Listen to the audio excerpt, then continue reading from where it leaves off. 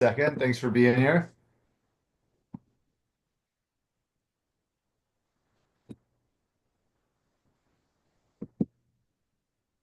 While you guys are waiting, if you want to just throw a quick introduction in the chat, your name, position, and where you're representing, either school, district, or state.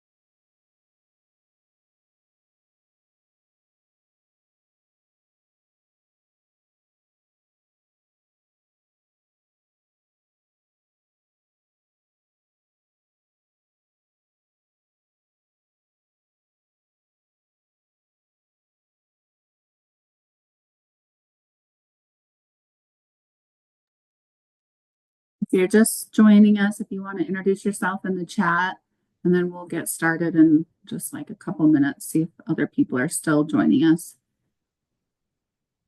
So maybe just tell us your name and your position, what district or charter you're from.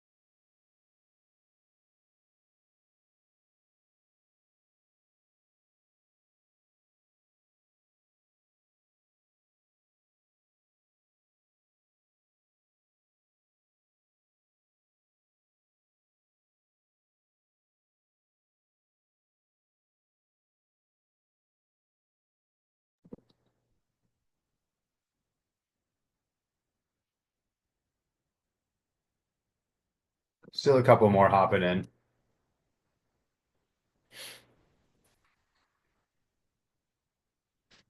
All right. I think we'll get started. We'll catch everybody up. If you guys haven't had a chance to put your introduction in, go ahead and drop that in the chat. Thank you all for being here. My name is Garrett Russell. I'm one of the attendance specialists here at USBE, and we're really excited to be doing our third webinar of the year and continuing these throughout. So thanks for being a participant. Today we have for our agenda, we're going to be kind of reviewing really quickly what we do at USB to support LEAs in schools. And then we're going to hop into some truancy and absenteeism board rule conversations. And then looking at commonly asked questions around attendance tied to some board rule. Our next topic is going to be our attendance toolkit release, which we'll be dropping a PDF in here in a little bit. And then what we're able to help support over the summer as well, and then some follow-up questions moving forward. All right. And I'll pass it over to Megan to introduce herself as well. Hey guys, I'm Megan. I'm also one of the attendance specialists here at USBE, and I'm excited to talk to you a little bit today about just kind of a quick overview. Some of you have attended our webinars before or any of our other trainings, so you might have heard this information, but we just wanted to share a little bit about the things that we offer at USBE to kind of support you in the work that you're doing with attendance at your schools. So first of all, we do have some attendance cohorts. Garrett, do you want to go to the next slide? Just realized I can't control that. Sorry. So we do have attendance cohorts. These are year-long attendance cohorts that are focused mostly on Tier 1 attendance implementation. We talk about teaming. We teach you about attendance legislation and board rule. We teach you about MTSS attendance structures, messaging for attendance, calendaring, and other helpful attendance items. We currently, this last year, we had 12 LEAs that were part of our cohort. And then this coming year, we have like 22, I think, so far. We're just finishing up our onboarding for this next coming school year. So we're excited about these cohorts. It's a great opportunity for you to learn about what's going on in other schools and other districts throughout Utah. So if you haven't joined a cohort and you're interested, we'd love to have you for the next year, or if you'd like to get any of that information, we are also willing to share it with you. And you don't have to join a cohort to get help with any of these questions. So if you have questions about attendance teaming or attendance MTSS structures in your school, feel free to reach out to me or to Garrett, and we're happy to meet with you individually to talk about those things as well, to see how we can help you and support you in the work that you're doing. The next thing is hopefully all of you are getting, do you want to go to the next slide, Garrett? Hopefully all of you are getting the monthly attendance newsletter. Hopefully, maybe that's how you found out about today's webinar. But those come out once a month, and then sometimes they're just a random, very rarely another email, just a reminder if it's about like a webinar, something like that. We only have our webinars every other month, so not a ton of contact, but a lot of information. If it has, we highlight schools and districts from around the state. We share research articles about attendance, and then just any other updates with legislation and things like that. So if you're not receiving those and you are an attendance lead or an administrator or somebody else who's just interested in knowing latest, greatest research on attendance, then feel free to reach out to me and I will get you added to that mailing list. The next thing that we offer is the Check and Connect for prevention. Garrett is the contact for Utah for Check and Connect for prevention. So if you have questions, you're welcome to talk to him. But if you're not sure what Check and Connect is, it is the only Tier 2 evidence-based mentoring program. So Utah identifies at-risk students based on attendance, behavior, and course performance, and mentors work with those students and families to set goals and to help students re-engage with school, with obviously the goal of graduation. Check and Connect is a great prevention resource. Some people use it for other things too, but we are mostly just over the prevention side of that.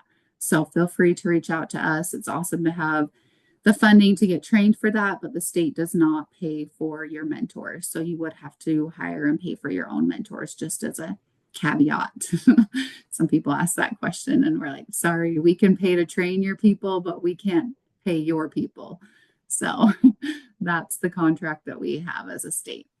And then the last thing we just wanted to highlight on today, this morning, is just, if you haven't heard, we are launching a statewide attendance campaign.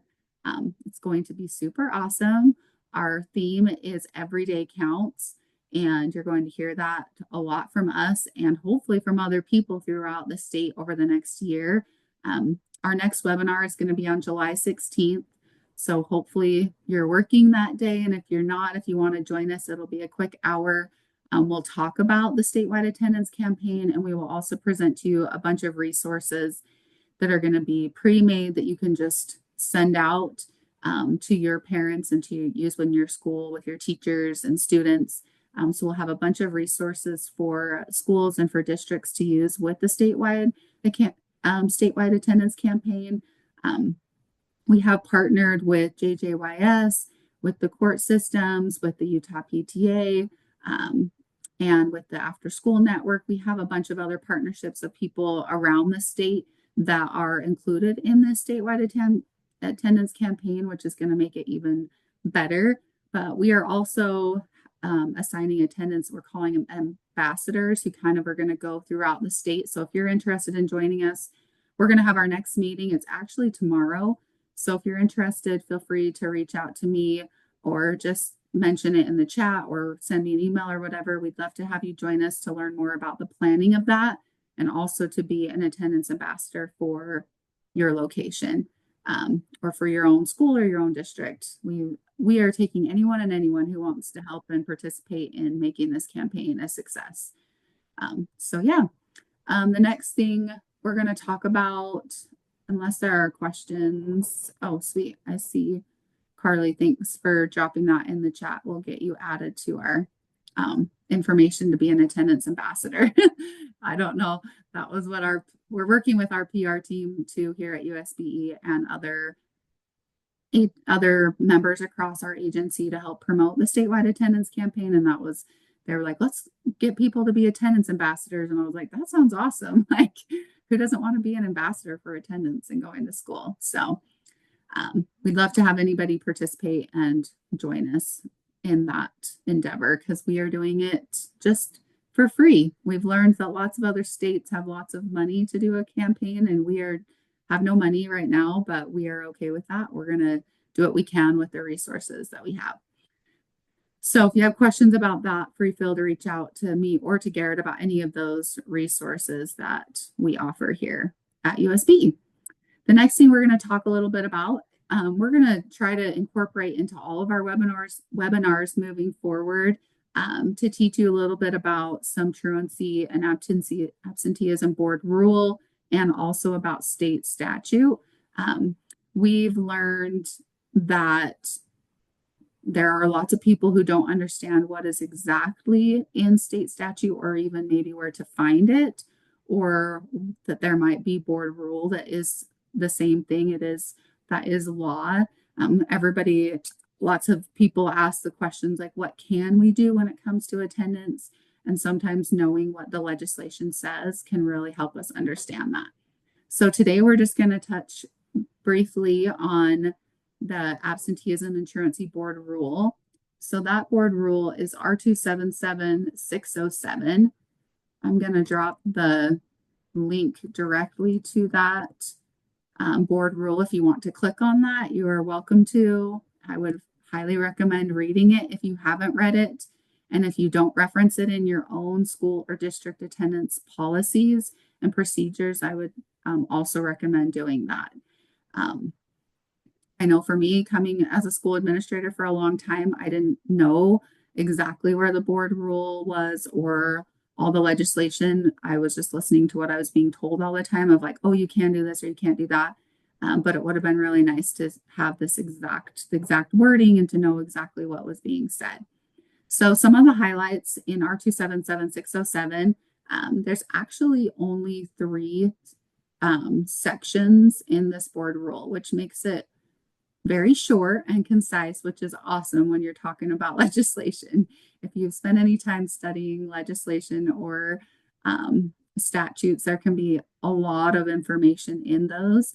So this board rule was just updated. So we were able to update it just this March. So just a couple months ago, it was updated and went before the state board and was approved. So some of the highlights, the first section is on the authority, purpose, and oversight category. It kind of talks about what does board rule do? This, and it tells you this is authorized by the Utah Constitution. It says that it's approved by the state board, talks about and describes the duty of an LEA governing board in making efforts in promoting regular attendance and resolving school absenteeism and truancy issues. It does kind of also tell you the purpose of this rule, which is in directing LEA to create a policy. So if you're ever looking at revamping your policy, or even if you don't have this information in your attendance policy, this would be a good place to start. And that it clearly identifies that with attendance expectations, interventions and resources, consequences consistent with state law, and provides an appeal process. So those are kind of some important things to have in your attendance policy if you do not already have them. So that's kind of where it starts out. Then it gives you a bunch of definitions. So then it defines all the things that are in this board rule. It's helpful to know, like, what does an absence mean? What does chronic absenteeism mean? If you're not familiar with those terminologies, these are good definitions, and also good definitions to put in your own policy if you're trying to clarify things for your students and your parents.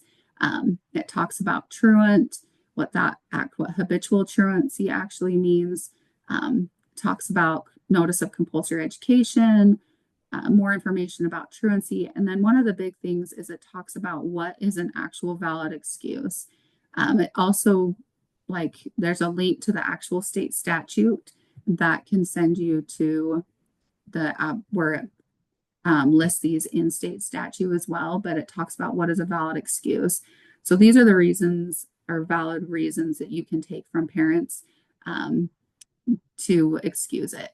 It does very specifically say that a valid excuse does not mean parent acknowledgement of an absence for any other reason than those already outlined. So just because a parent calls and excuses an absence, unless they give a valid excuse or one of those valid reasons, you do not have to excuse those absences. So no, there might be other questions about that. And we will talk a little bit more as we get down to our breakout room and questions. But this is just an overview of what this board rule is. And the last section is just on the promotion of regular attendance. So again, this talks about how to create an attendance policy and what you should include in your attendance policy. So good information about why we have board rule, what are the definitions that are used in this board rule, and then also if you're trying to promote regular attendance, which we probably all are trying to do that, what are some helpful things to have in a policy. So that is, I think I'll turn it over to Garrett to go over the commonly asked questions, which we're going to give you some time to kind of dive more into this board rule together. Awesome. Thanks, Megan. Our commonly asked questions for today are going to be more or less directly tied to R277607. And so a lot of things that Megan and I hear as we're working with different schools and LEAs is, do we have to excuse every absence if a parent calls to excuse it? Can we require a doctor's note for medically excused absences? And then how do we decide what our LEA considers a valid excuse outside of USB board rule? On that R277607, the valid excuse list is what the state agrees to, but then LEAs do have the leeway to create their own. So trying to figure out how and what to consider. How often should we be revising our attendance policy? And then how should we share our attendance policy with all stakeholders? And also looking at what should be included in that attendance policy. So lots of policy questions that we get as we're looking at developing and revising those, especially after COVID. And we did have a recent attendance audit that you guys can dive into, but that was also one of their findings is inconsistent attendance policies around the state. So it's a good time for asking those questions as well, coming into the summer work season to get a lot of policy revisions made. Right now we are going to hop into breakout rooms, and in these rooms, if you guys can pull up that R277607 as a reference, and look at those commonly asked questions and then try to come up with those answers together. And if you still didn't find clarity, we're going to be coming back anyway and hopefully being able to see what other answers people were able to come up with, or Megan and I can help facilitate the conversation and help come up with some of those answers as well. We'll take about 10 minutes on these breakout rooms. And so I will flip back to those questions and or actually, it looks like they just got dropped in the chat. Thank you, Megan. You rock. So the questions are in the chat. R277607 is in the chat as well. And we'll come back at exactly 11.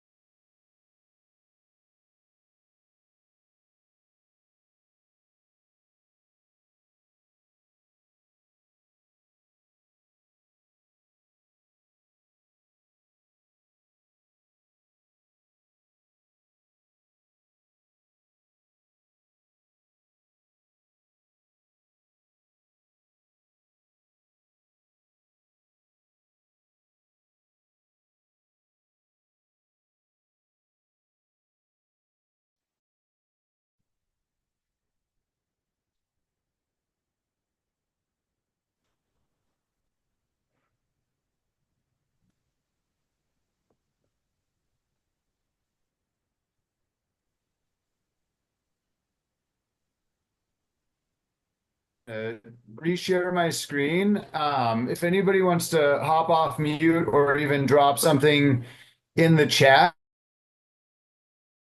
unique takes or answers on any of the questions that you talked about in the breakout room.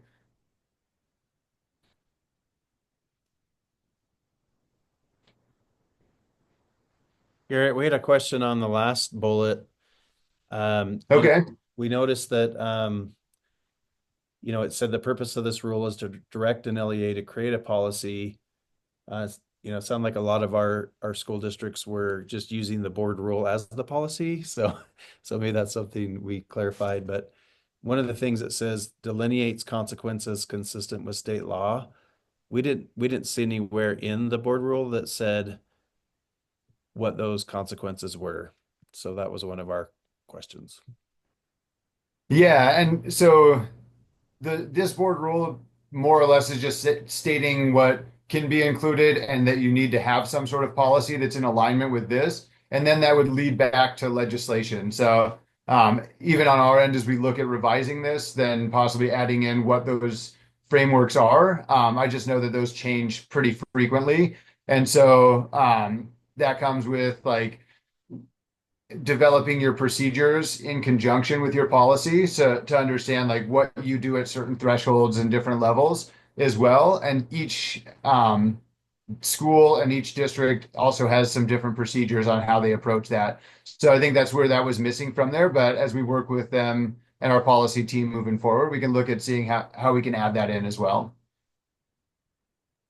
Thanks, Garrett. Yeah, of course. Let's see.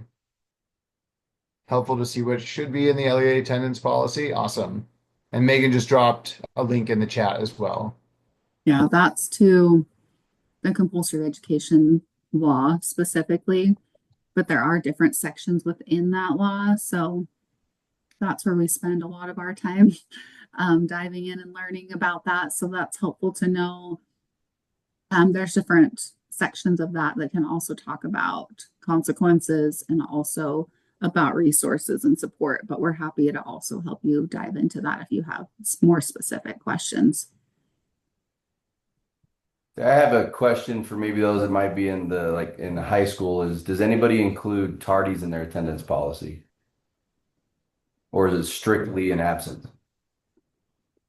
Yeah, actually, Tyler, that's a great question. That was one of the like largest findings as we've been digging through that attendance audit that they just released last week. Is that through their sample size, is that most schools don't have tardies built in, or it's very inconsistent or not very clear. And so as you're looking at developing that, that would be more of like what you guys are looking at having. Like, is there a tardy bell? How many minutes do you consider tardy? There's not a specific statute of after 3.5 minutes you're tardy, something like that. And so really that's going to come down to the LEA and then making sure that's followed equitably and enforced across the district as well. It's nice to have that alignment at the district level before you start moving it down to the school level when you're developing policies regarding that. So if kids move back and forth from school to school, there's consistent alignment with that. So nothing clear, and it sounds like across the state that's something that is missing in a lot of policies.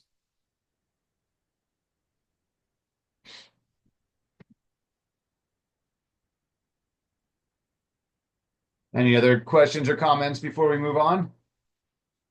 I was just going to say, coming from working in a high school for the last 10 years, one thing we did at the last school I was at is we increased our passing period time, and everyone was like, that's not going to work. And it actually decreased our tardies by a lot. Part of that is because we told students like we value your connection time between classes with your peers, and we told teachers we value your time in between classes to give you time to go to the bathroom, get a drink, and then still be at your door ready to greet your students. So that is just something that I experienced that was really actually, I was like kind of like hesitant. I was like, that's not going to work. But it actually was really nice. It gave us more time also for us to be out in the halls and interact with students. And it showed the students, we said, we value your time, and everyone was like, kids are just going to leave and they're going to go run into Swig and get a drink because now they have 10 minutes. And some of them did. I won't say that didn't happen, obviously, but there was a consistency across the board where our tardies to actually decreased the longer we did a longer passing period in our high school. So just an idea. And there was a question in the chat too. I think it just came to me, but that just about is there like a solid, this is another, somebody else just posted this too, about solid attendance policies that somebody could look at. And we do have districts who have pretty solid attendance policies. We also have some school ones that we would be happy to share. And we actually are right now creating a shared Google Drive. It's going to have a lot of information that's going to have the stuff about the attendance campaign, but we can also include some attendance policies, or if you want to reach out to us directly, we'd be happy to send you a couple examples of district attendance policies, but also we could gather some school ones as well. And then I did see another question in there from Cami about systems marking a student absent if they're later than 15 minutes after the bell rings. Is that common practice? I think that like I guess I wasn't aware like the system's able to mark it or the teacher's told to mark it absent after 15 minutes. So I'm not sure that's totally common practice. I think that would link into being clear on what is qualifying as a tardy, and then also knowing that if a kid understands they're going to be marked absent anyway after 15 minutes, chances are they may as well just skip and hope that their parent can call and excuse it. I think that that would be more common. Kids are smart and always try to find a way around each of those systems issues, but if the class is 45 minutes or longer, then 15 minutes wouldn't really even hit that halfway threshold. So I would possibly look at revising that to see if there's a way to have a workaround so kids will still come in instead of just ditching when they know they'll be 15 minutes late. Is there something in the law that tells us when it should be counted as an absence versus a tardy? There's not a specific time frame in the law, no.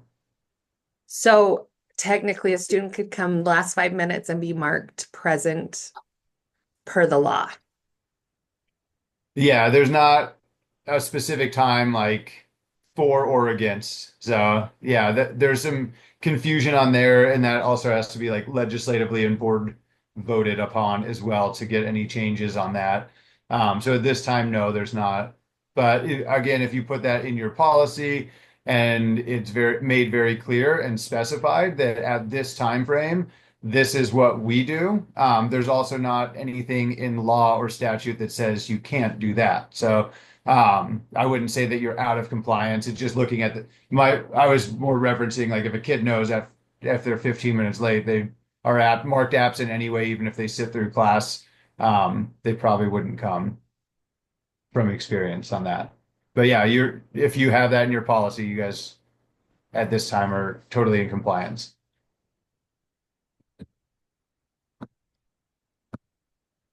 All right. Well, thank you guys. I appreciate a lot of the feedback. We've been taking notes as well, so some things for us to work on and consider as well moving forward.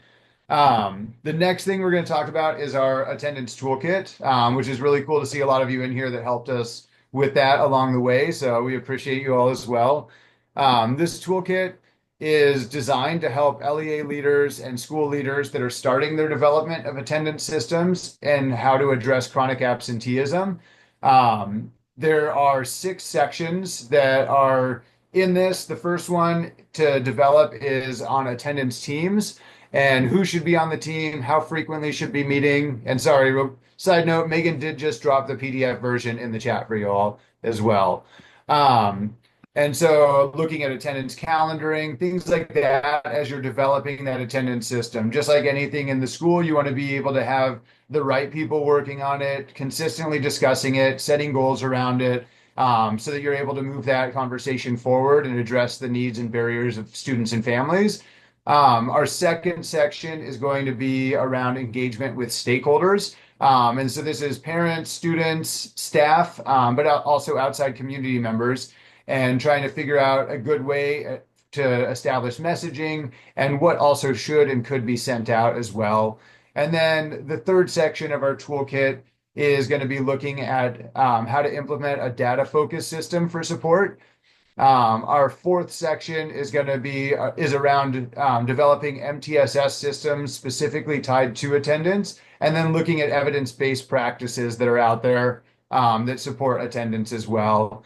Our fifth section is reflecting, adjusting, and celebrating. That's what you guys are doing, setting goals, reflecting on them, making adjustments, celebrating, but also doing the same thing with students and families as they're engaging more in the process of increasing their attendance as well. And then the sixth section is legislation, rules, and statutes. And so we will be going through and revising and updating this on our website. We'll be able to look at it after every legislative cycle to make changes. So that PDF will be changing as those processes take place, just because we want to have that updated. We did have our policy team work on it, and so a lot of the descriptions on there are what's required and what this means for your school or district. And then we have a lot of resources. We'll continue to add to that as we find things and take things off if they're not current best practices as well. So this is kind of that initiation of an attendance system development towards long-term sustainability. And again, that PDF was dropped in the chat.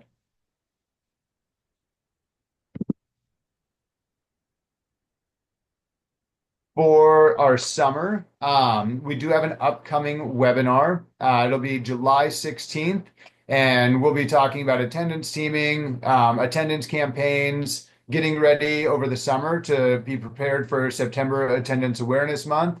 And then that's also where we'll be talking about our statewide attendance campaign and introducing resources.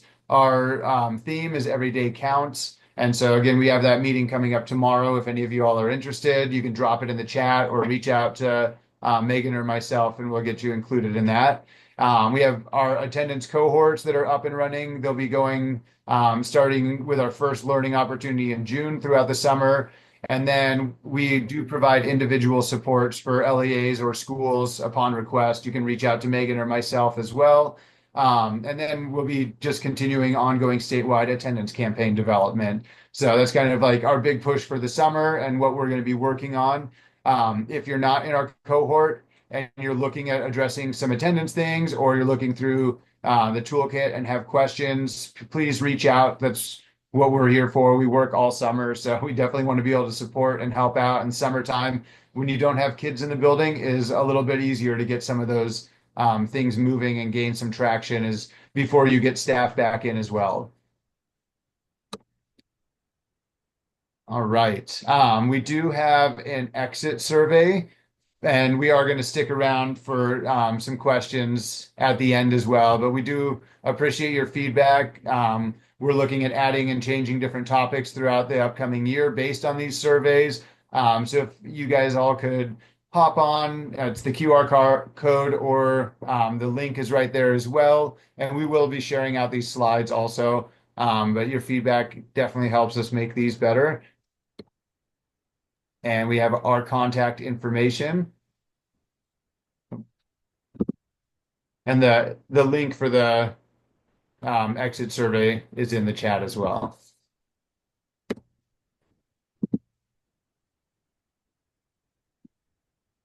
I'll go back to that one. And we don't want to take up all of your guys' time. We know you're busy with like the last couple weeks of the school year, so we are going to end a little bit early. If you guys have questions, though, feel free to stay on, drop stuff in the chat. You can come off mute, but we'll stay on to answer questions.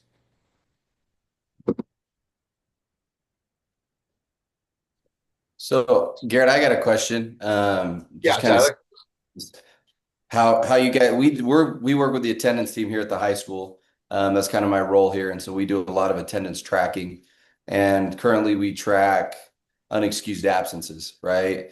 And so it's hit certain thresholds. We work with those students. We have our intervention systems and all that.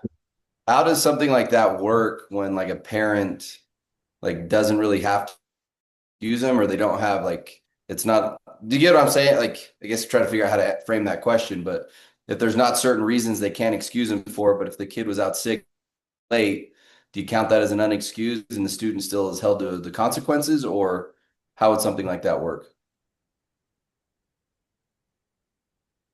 So I'm just trying to think. So you're saying like if the parent It was a does, terribly formatted question. no, you're good. I think we got It's it. all, Like, yeah. if the parent says they're I mean, sick, it's Monday, so terribly worded yes. questions is fine. No big deal. You asked if the parent says they're sick, do you have to count it as excused? Was that the question? Yeah, just like, you know, Yeah. when you're saying that the parent can or can't excuse it, you know, how do you handle that as far as like secretaries, attendance team, you know, all that type of stuff?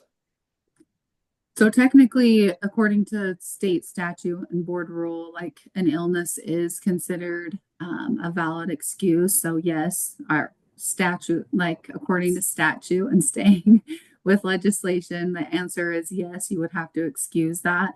One thing that we have talked to people about is like at some point, I know some districts, some schools actually are saying you have to provide a doctor's note, which is actually against state statute. So we are going to talk about that at another meeting. But just because that's something people ask that question a lot. One thing that I know I have seen done myself personally is like once parents call after so many absences to a secretary, then the secretary says, you know, I'm actually going to have you talk to an administrator because your student's now up to X amount of excused absences. And so we want to have a different conversation than an attendance secretary can have with that parent. That is not statute or board rule. That is just practice of something you could outline in your policy saying, you know, after you've reached a certain amount of excused or valid excuse absences, then we're going to ask you to have a meeting with an administrator or a counselor or something just to address like what's actually going on. Like, is your kid actually sick? If they've really been sick, you know, 60 times this year, then we probably need to look at a different option because maybe they need home hospital, maybe they need to do school at home, or maybe they need more support, maybe they need a 504, maybe they need something else. So I don't know if that answers your question or not, Tyler, but that's kind of what we hear that question a lot too. We were going to talk about that today, but we felt like it was a lot to dive into in one webinar, but that is a very commonly asked question. So if you have a valid excuse, does the parent have to call in or not have to call in? Well, if they were excused, they would have to call in, or if you have it set up where they there's some online. two-way communication platforms that are now out there where it sends a notification and the parent could text back or respond back and have that excused as well. But yeah, there would have to be some form of communication. Otherwise, you wouldn't know what was going on to make that excuse, if that makes sense. Yes, thank you. But really, you're like you'll see in the statute, but also in the board rule that the LEA kind of determines beyond those other valid excuses that are outlined by our legislation. You get to decide like how you want to handle those. So some people say like, you know, a family vacation is a valid excuse as long as it's like pre-excused or something is done before you go. Or we don't validate those excuses or whatever. So you can decide that, but also you can say after so many, even whether they're unexcused or excused absences. For me personally, I was always tracking whether or not it was impacting their academics. I had way too many students with way too many absences that I couldn't fight every kid that had reached like 20 absences or 40 absences unless. So I had to kind of pick and choose that as a school administrator too, just as an example. But that's not statute. No, thank you. Yeah. Our job is to teach you about statute and about making sure you're in compliance, but we also understand the frustration because we've lived it in schools. We're not like, we understand. that way too. Yeah, see, we're currently, our district's coming out with their policy and stuff, that they're changing some stuff, and us at the high school, we've done a lot of things, and so it's just, obviously it's an ever-changing thing and trying to find what works. And for us, unexcused absences and tardies are the two big things, and then we're just trying to combat that. So Yeah, and that's kind of where we were at too. The school I was at before coming here, like 4 years ago, we were at that place, and so we actually created our own attendance team to redo our policy. We didn't have the same thing with our district coming down with something, but we created a team and we brought in our teachers and counselors and advocates, people who were actually in the hallway with the students, and that's how we looked at how are we going to revamp this? How are we going to get everybody on the same page with it, and how important the teachers were. And that's when we started, that's when I was telling you, we changed our passing time. We changed the way we asked teachers to be present in the hallways in between classes, grading students, all of those things came, but they came from teachers too, because teachers were part of the team. So that helped with the engagement of the whole school, deciding that we wanted to tackle tardies and unexcused absences, similar to what we were tracking more truancies, but depending on how you define those.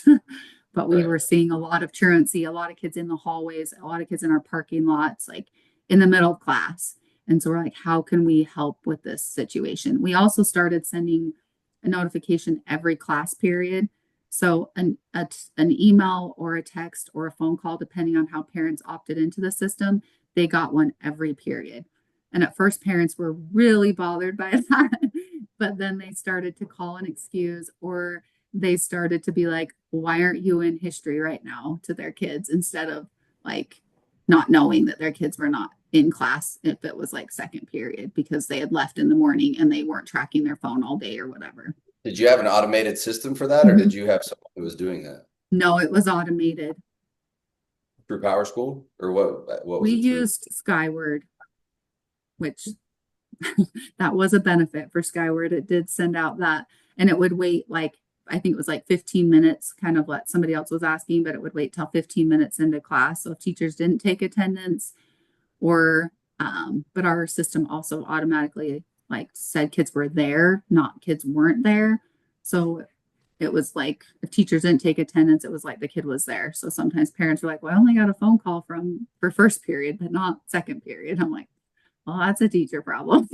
That teacher didn't take attendance, or maybe the kid showed up and went to second period or whatever. So that also was a huge shift in our culture with our parents of the constant communication all day long about absences.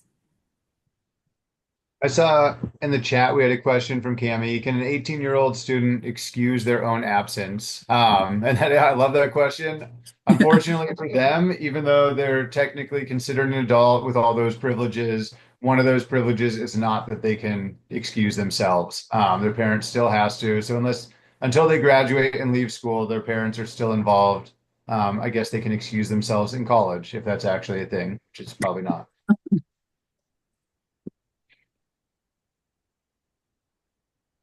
Any other questions?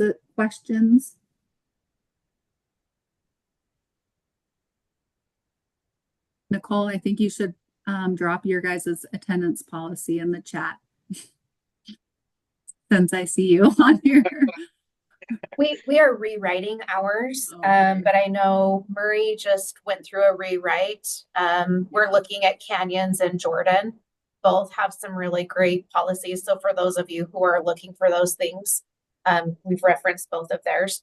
And somebody had asked a question around what do you say to a parent when you're talking about the difference between excused and unexcused, because a parent can call in. That doesn't mean the absence is excused. We're starting to talk to our school teams around it's parent explained.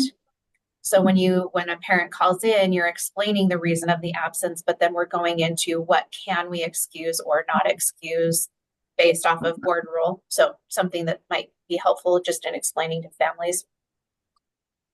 That's really helpful. Thanks, Nicole.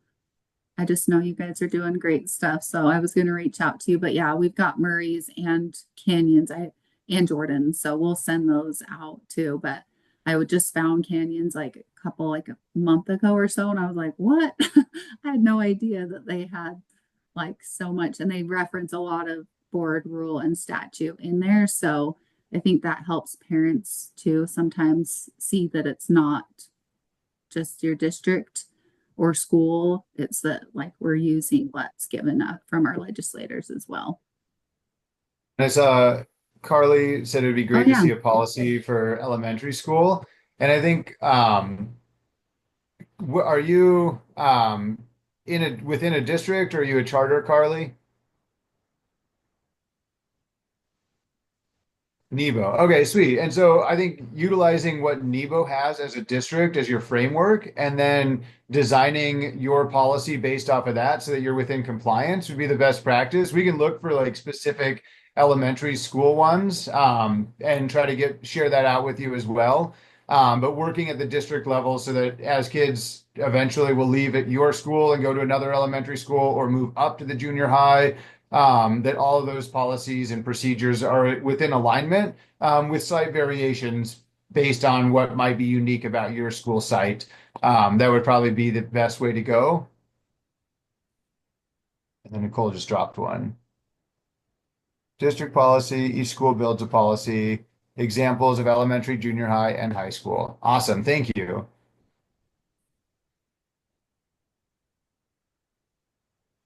Yeah, and are you representing like Nebo or just your like an elementary school specifically?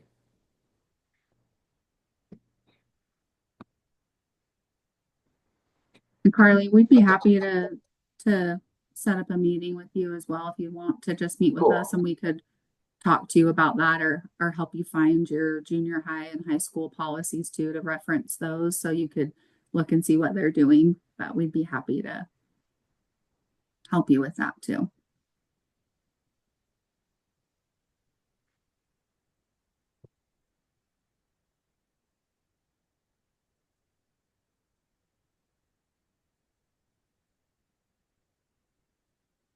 Any other questions?